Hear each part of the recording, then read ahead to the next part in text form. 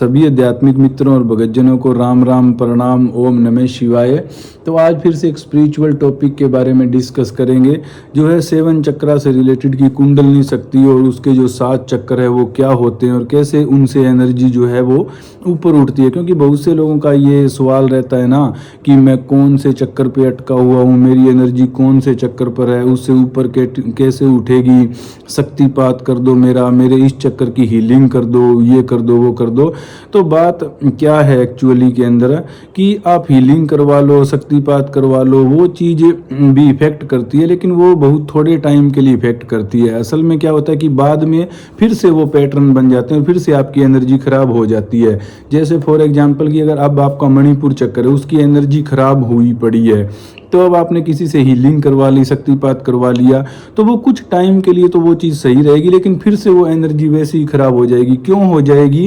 क्योंकि आपने जो है वो पेड़ की जड़ को नहीं काटा है ना, जड़ को आपने नहीं निकाला है। आपने ऊपर से ऐसे मशीन फेर दी, तो ऊपर जो आपने बनाई थी एनर्जी, तो वो तो हो सकता है एक बार के लिए सही हो गई, लेकिन जब तक जो चक्कर है और उससे जो जुड़े हुए एसोसिएटेड जो मेंटल पैटर्न हैं, जो थॉट पैटर्न है, तो जब तक आप वहाँ रूट पर जाकर खुद से काम नहीं करोगे, तब तक चाहे जितना मर्जी शक्तिपात लेते रहो, वो एक टेम्परेरी सॉल्यूशन है, परमानेंट सॉल्यूशन तो है नहीं। तो अब आप कौन से चक्कर पर अटके हुए और उसकी एनर्जी को क्लियर करने के लिए आपको क्या करना पड़ेगा, तो वो आपको खुद से करना पड़ेगा ना। तो इसीलिए हम सीखेंगे एक एक चक्कर का मतलब क्या रोल होता है, उससे मतलब कैसे विचार जुड़े हुए होते हैं, उसकी एनर्जी किस टाइप की होती है, और फिर एक एक चक्कर से मतलब आदमी कैसे ऊपर उठता चला जाता है। तो मैं काफ़ी वीडियो इस बारे में बना चुका हूँ पहले भी। तो पहले एक मैंने काफ़ी अच्छी वीडियो बनाई थी 7 चक्रों के बारे में, तो उसको बहुत ज़्यादा लोगों ने देखा नहीं, तो कोई बात नहीं, दोबारा बना देते हैं। इसमें हम डायरेक्ट बात करेंगे, उसमें तो मैं मंत्र वगैरह चक्रों के और रंग और कलर और वो सब बताने लग गया था। तो ठीक है, तो 7 चक्कर है, आपको नाम तो पता ही होगा, मूलाधार, स्वादिष्टान, मणिपुर, अनादोर, इस तरह से आगे करके जो 7 चक्कर है। अब हम एक एक चक्कर को देख लेते हैं। तो सबसे पहला जो चक्कर होता है ना, मूलाधार चक्कर। तो मूलाधार चक्कर इंसान के लिए सबसे जरूरी है। मूलाधार चक्कर किस चीज़ से जुड़ा हो, मतलब उसकी एनर्जी कैसी है, उससे जो रिलेटेड थॉट पैटर्न है वो कैसे हैं। तो मूलाधार चक्कर है कि जब इंसान के सर्वाइवल की बात आए, वो मतलब सर्वाइव कर सकता है या नहीं दुनिया में, वो सेफ है या सिक्योर है। वो कहते हैं ना कि जान है तो जहान है, तो जान बचाने का जो काम है वो सबसे पहले मूलाधार चक्कर करता है। यानी कि जो आपके अंदर जो सर्वाइवल के थॉट आते हैं, अपनी सेफ्टी के थॉट आते हैं, भाई आदमी कहीं पर भी चला जाए किसी भी जगह पर, तो जो सर्वाइवल सेफ्टी के जो थॉट है ना, वो थॉट, उनकी इंटेंसिटी, उनकी फ्रीक्वेंसी ऐसी होती है कि वो थॉट जो आपके मूलाधार चक्कर से रिलेटेड होते हैं। ठीक है, तो अब किसी इंसान को मूलाधार चक्कर से अगर ऊपर उठना है तो उसको क्या करना होगा, मतलब उसको क्या चाहिए इस चक्कर से ऊपर उठने के लिए। भाई ऑफ कोर्स सीधी सी बात है ना कि जो आदमी जिसको सर्वाइवल की कोई चिंता नहीं है, जिसको अपनी सेफ्टी की कोई चिंता नहीं है, तो वो बंदा क्या है कि वो अपने मूलाधार चक्कर से ऊपर उठ गया। क्योंकि अब उसको सर्वाइवल की कोई टेंशन नहीं है, सेफ्टी की कोई टेंशन नहीं, तो उसके विचार जाएंगे ही नहीं ना। उसको ये विचार करने की जरूरत ही नहीं है कि सर्वाइवल के लिए क्या करूं, सेफ्टी के लिए क्या करूं। और जब उसको ऐसा विचार करने की जरूरत ही नहीं है, तो ऑटोमेटिक सी बात है कि उसकी एनर्जी जो है मूलाधार पर जा ही नहीं रही है। मूलाधार उसका ऑलरेडी कंप्लीट है ना, तो अब उसकी एनर्जी ऊपर ही काम करेगी, उस लेवल पर नीचे नहीं जाएगी। तो सबसे पहला काम यही होता है कि आप इसको एक एग्जांपल से ऐसे समझ सकते हो कि कोई आदमी कहीं पर घूमने चला जाए, मतलब हम अपने घर से दूर किसी जगह पर चले जाएं, तो वहाँ पर आपको सबसे पहले क्या चीज़ चाहिए होती है। सबसे पहले तो आप यही देखते हैं ना कि रोटी, कपड़ा, मकान, जो बेसिक सर्वाइवल है। किसी भी जगह पर आप जाओ, रात हो जाए, तो आप सबसे पहले यही देखोगे ना कि सोने का प्रबंध है क्या, खाने का प्रबंध है क्या, वही सबसे पहले थॉट आते हैं। तो वही सबसे पहला मूलाधार चक्कर है। तो जीवन में जिन लोगों को सर्वाइवल की कोई टेंशन नहीं है, कोई सेफ्टी की टेंशन नहीं, यानी सर्वाइवल मतलब कोई अच्छी जॉब में लगे हुए हैं, या मतलब ऐसा कोई अपना कारोबार है, कुछ ऐसा है कि वो अपना काम कर रहे हैं, तो उनको मतलब बहुत ज़्यादा चिंता करने की जरूरत नहीं है। तो वो लोग क्या है कि अपने मूलाधार चक्कर से ऊपर उठ चुके हैं। जबकि वो लोग जिनको सारा दिन मतलब सर्वाइवल की ही टेंशन लगी रहती है, जब जैसे मजदूरी करने वाले लोग हो गए, जो डेली कमा कर खाने वाले लोग हो गए, तो उनके क्या है कि मन में 24 घंटे एक डर रहता है, एक सर्वाइवल की टेंशन रहती है। और जो इसके अलावा जो कमज़ोर लोग हैं, जिनको सेफ्टी की भी चिंता है कि कोई हमें मार ना दे, कोई हमें लूट ना ले, तो इस तरह की भी जिनको चिंता है, तो वो लोग भी मूलाधार चक्र में ही अटके रहते हैं। तो अब आप समझ गए मूलाधार चक्र की एनर्जी कैसी और कौन अटका रहता है। जो इस मुद्दे से ऊपर उठ गया ना, सर्वाइवल सेफ्टी से, वो समझ लो मूलाधार चक्र से ऊपर उठ गया। और जिसको डेली कुछ ना कुछ एफर्ट करना पड़ रहा है, कुछ जान लगानी पड़ रही है, तो इसका मतलब कि उसकी एनर्जी जो है वो बार बार मूलाधार चक्र पर ही जा रही है। तो जब मतलब आप इन चीज़ों से ऊपर उठने का वही है, उस चक्कर के क्लियर होने का मतलब वही है कि आप उसका कोई सही से सॉल्यूशन निकाल लो अपने सर्वाइवल सेफ्टी का, तभी आप उससे ऊपर उठ जाओगे। ठीक है। अब उसके बाद में दूसरा जो चक्कर है वो आ जाता है आपका स्वादिष्टान चक्र। तो स्वादिष्टान चक्र का जो फंक्शन है, जो एनर्जी है, वो कैसी है कि यहाँ पर आदमी सोचता है मौज मस्ती करने की। अब मौज मस्ती करने के अनेक तरीके हैं कि आपने मतलब ड्रिंक कर ली, ड्रग्स ले लिए, नशे कर लिए, अच्छे मतलब कपड़े पहन लिए, शॉपिंग से भी डोपामाइन रिलीज होता है ना, तो वो भी इंजॉयमेंट के अंदर आ गया, सेक्स भी आ गया इसके अंदर। तो ये सेक्स, रिलेशनशिप, शॉपिंग, नशा, जुआ, गैम्बलिंग, ये सारे काम क्या है, आनंद के है। तो वही एग्जांपल देख लो कि हम कहीं पर मान लो घूमने गए, तो सबसे पहले तो आदमी यही देखता है ना कि रोटी कपड़ा मकान का इंतजाम हो जाए। फिर रोटी कपड़ा इंतजाम उसका हो जाए, मकान का इंतजाम, तो फिर अगला हमारे दिमाग में यही आता है कि कुछ मौज मस्ती, कुछ गाना बजाना, भाई कोई दारू वारू ले आओ, मतलब यही होता है ना। या फिर कुछ ना कुछ और मतलब किसी न किसी एक्टिविटी के अंदर लग जाते हैं। अब जो आदमी मतलब रहने को, खाने को रोटी नहीं है, कपड़ा नहीं है, मकान नहीं है रहने को, तो वो सेक्स के बारे में थोड़ी सोचेगा। लेकिन जब आपको मतलब मकान मिल गया, रोटी मिल गई, कपड़ा, आप निश्चिंत हो गए, तो फिर आपका अगला आपका माइंड डिमांड करेगा कि अब मुझे सेक्स भी मिल जाए, मुझे दारू भी मिल जाए, ये भी मिल जाए। तो अगला मूलाधार के बाद में अगला हर मनुष्य के मतलब लाइफ में यही स्टेप होता है कि वो आनंद मौज करना चाहता है। तो जो लोग ये मौज मस्ती के चक्कर में उलझे हुए हैं, तो वो सब अभी क्या है कि स्वादिष्टान चक्कर पर उनकी एनर्जी अटकी हुई है, बार बार वो वहाँ जा रही है। यानी कि अब उनको सर्वाइवल की टेंशन तो नहीं है, लेकिन क्या है कि एनर्जी बार बार स्वादिष्टान चक्कर पर जा रही है, मौज मस्ती घूमने के लिए। तो ये जैसी एनर्जी होती है ना, वैसी आदमी को अनुभूति होती है। मूलाधार चक्र की अपनी अनुभूति है, स्वादिष्टान चक्र की जो अनुभूति है वो मतलब उससे कुछ अच्छी है। और ऐसे आगे आगे मतलब अनुभूतियां लाइट से लाइट होती जाती है ना। मूलाधार तो एक बड़ी डेंस, डर की और उस तरह की एनर्जी है, जबकि स्वादिष्टान की ऐसी होगी कि कोई तृप्ति नहीं हो रही है, नशा किए जा रहे हैं, उस टाइप की स्वादिष्टान चक्र की एनर्जी रहती है। तो अब क्या है कि जैसे इंडिया में लगा लो, लगभग लोग क्या करते हैं, या तो अपने सर्वाइवल के लिए लगे रहते हैं, और सर्वाइवल जैसे ही पूरा हो गया तो लोग घूमने फिरने निकल जाते हैं, ड्रिंक करने लग गए, मौज मस्ती करने लग गए। तो इन दो चक्रों पर ही लगभग पृथ्वी पर जो मनुष्य है उनकी एनर्जी इन दो चक्रों के ऊपर ही अटकी हुई है। पहले सर्वाइवल और उसके बाद में मौज मस्ती का काम करेंगे। तो जो आदमी इस मौज मस्ती के काम से भी ऊपर उठ गया भाई, जिसको अब मतलब इसने सब करके देख लिया या उसके मन में ही नहीं है, तो जो मौज मस्ती से भी ऊपर उठ जाता है ना, तो फिर उसकी जो एनर्जी है वो अगले चक्कर पर आती है। और अगला चक्कर क्या है, मणिपुर चक्कर।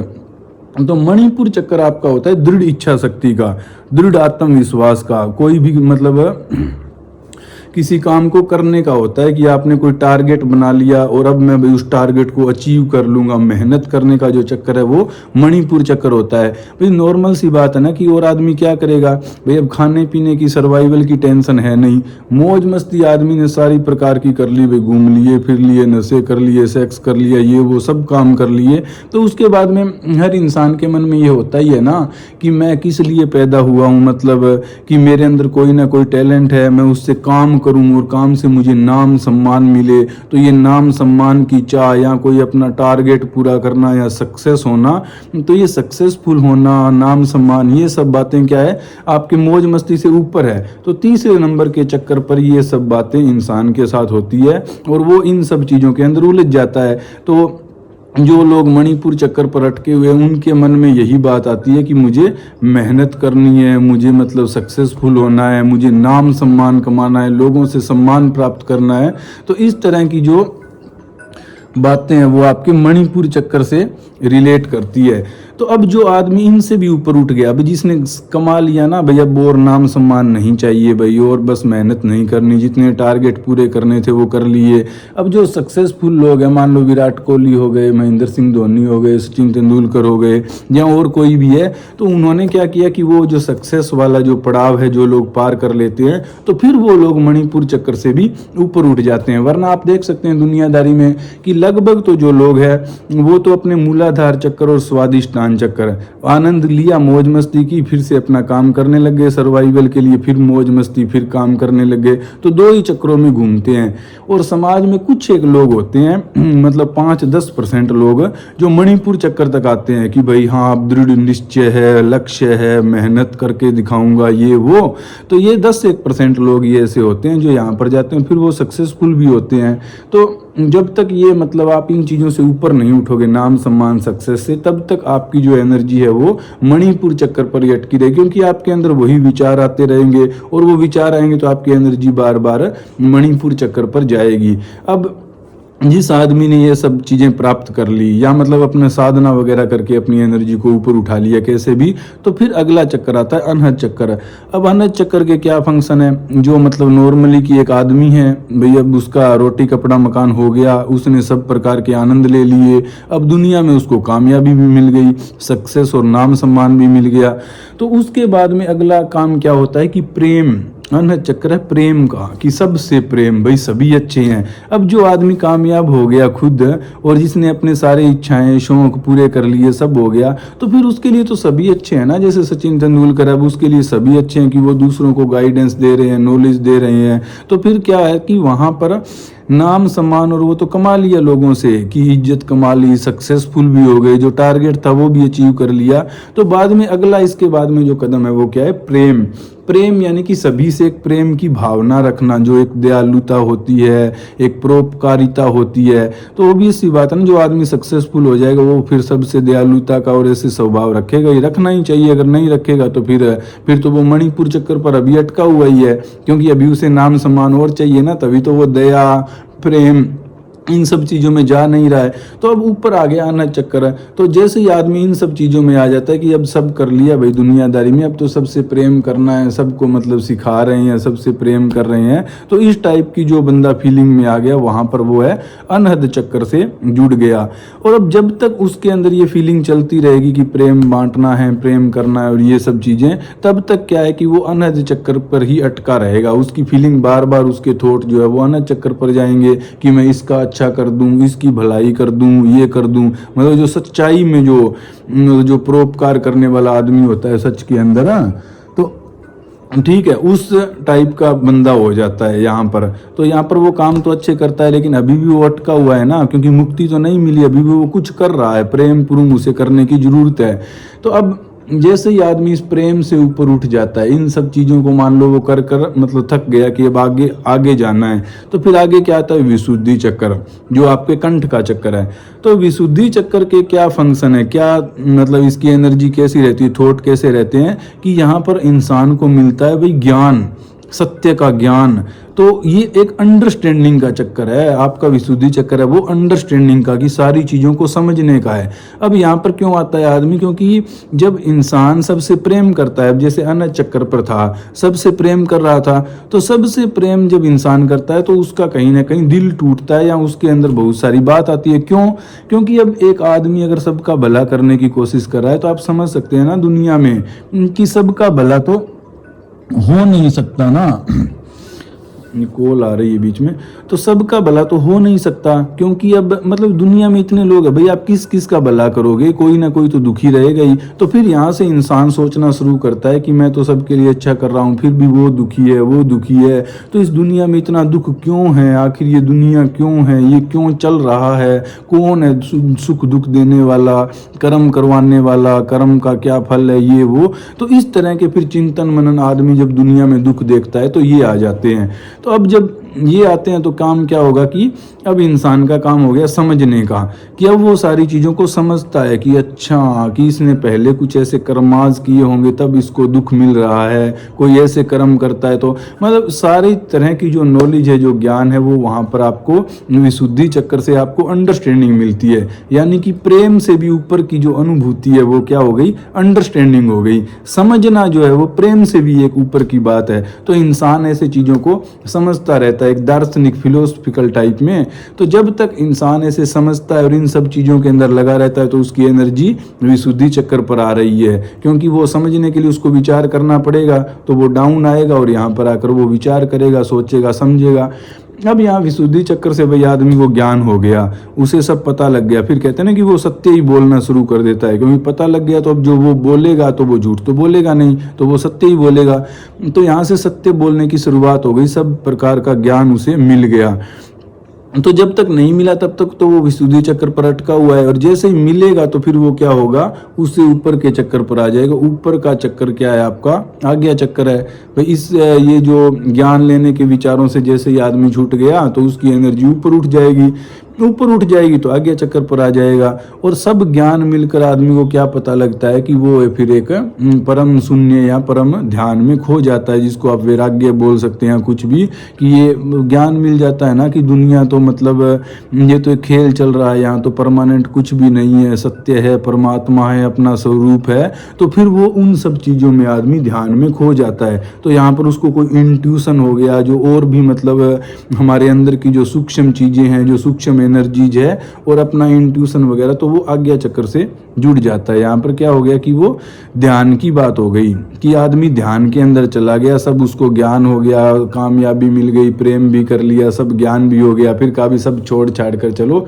मैं अपना ध्यान में बैठा हूँ। तो ये आज्ञा चक्र पर है। अब जब तक आदमी अंदर की चीज़ों में उलझा रहेगा, रंग बिरंगी चीज़ें देखता रहेगा, ध्यान में उलझा रहेगा अपने अंदर, तब तक उसकी एनर्जी आज्ञा चक्कर पर रहेगी। लेकिन जब वो ध्यान से भी ऊपर उठ जाएगा, भाई अब ध्यान सारा दिन बैठे भी क्या रहना है और अंदर भी क्या ही देखते रहना है, और वो सब जब ज्ञान हो गया, बैठे रहने पर क्या होता है वो भी उसे सब पता लग गया। तो जैसे ही वो सारी चीज़ क्लियर होती है उसकी आज्ञा चक्कर की, तो वैसे ही वो उसकी एनर्जी जो है वो क्राउन चक्कर पर पहुंच जाती है। तो जब तक ये अंदर क्लियरिटी नहीं है तब तक वो आज्ञा चक्कर पर अटकी रहेगी, और जैसे ही क्लियरिटी आ गई और सब मतलब वो ध्यान का चैप्टर कंप्लीट होगा तो वैसे ही क्या होगा, एनर्जी क्राउन चक्कर से बाहर निकल जाएगी, क्राउन चक्कर से मिल जाएगी।